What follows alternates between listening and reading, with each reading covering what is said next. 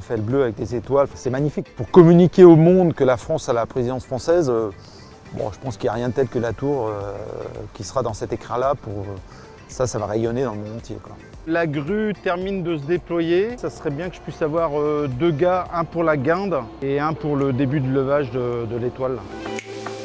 Les étoiles ont été conçues pour 2008 et aujourd'hui elles n'ont pas pris une ride, elles ont été renettoyées simplement. Structurellement c'est la même chose, par contre le dispositif d'éclairage des branches d'étoiles change, il est plus perfectionné et plus optimisé, donc on devrait avoir un meilleur rendu. Le jaune des étoiles ressortira encore mieux que ce qu'il y avait en 2008.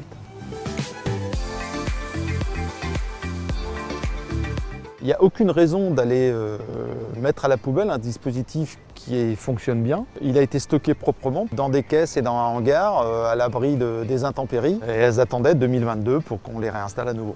14 ans plus tard, on nous a recontactés pour ressortir ces étoiles, qu'il a fallu remettre au goût du jour. Elles n'étaient pas rouillées, mais il a fallu quand même les réassembler, il a fallu les retoucher en peinture. Et il a fallu rénover tout le kit de boulonnerie. À part le dispositif d'éclairage qui a évolué, parce que, bon, bien sûr, il y a des LED et puis aujourd'hui, ça se perfectionne.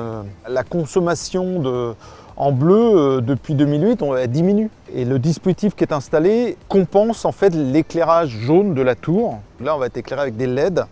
Et cet éclairage LED consomme beaucoup moins que l'éclairage naturel jaune de la tour.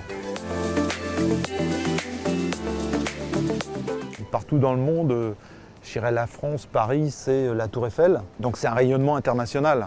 Et puis de savoir qu'on participe à l'élaboration de cela, on est un peu une cheville ouvrière du système, c'est toujours très agréable et c'est valorisant. Et ils s'attendent toujours à une surprise. Cette année, qu'est-ce qu'ils vont nous faire ?